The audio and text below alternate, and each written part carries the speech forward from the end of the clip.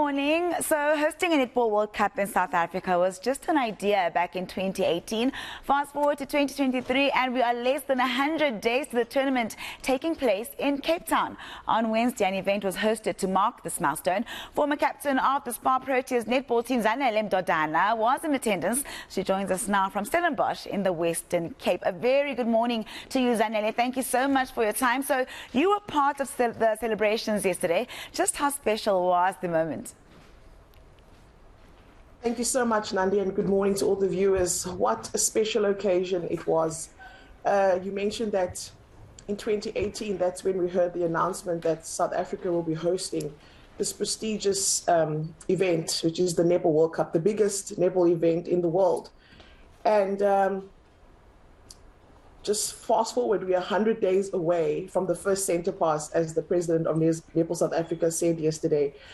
I cannot tell you the excitement. I cannot tell you the anxiousness as well, you know, because we are so close to welcoming the best teams in the world where netball is concerned on African soil, you know, for the first time ever, and on South African soil.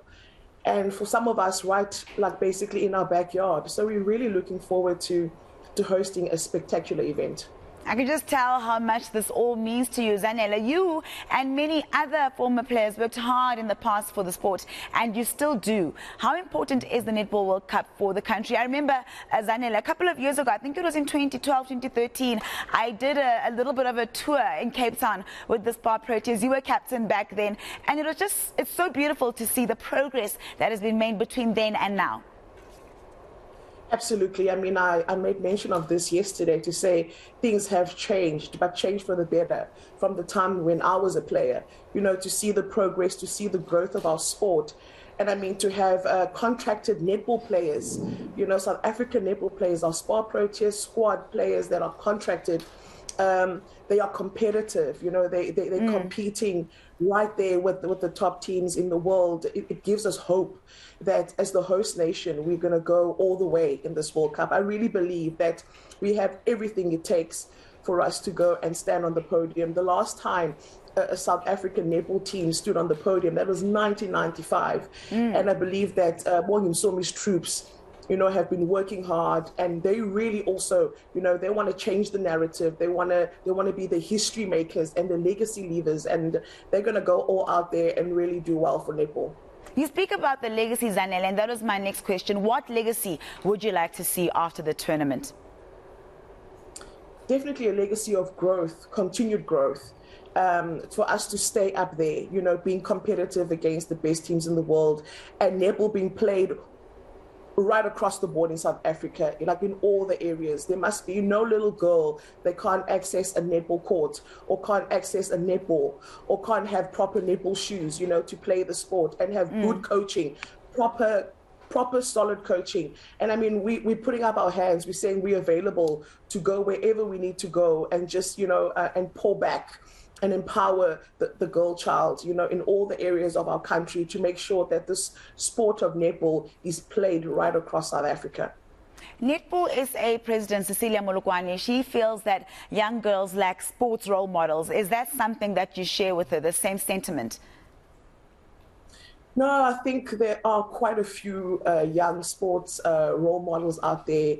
You know, people who have gone before, who've gone before the team that's playing at the moment. You know, people that have really put their best foot forward and modeled what discipline is, commitment, you know, and being relentless and not giving up. I mean, Ubongi Msomi is one good example of that.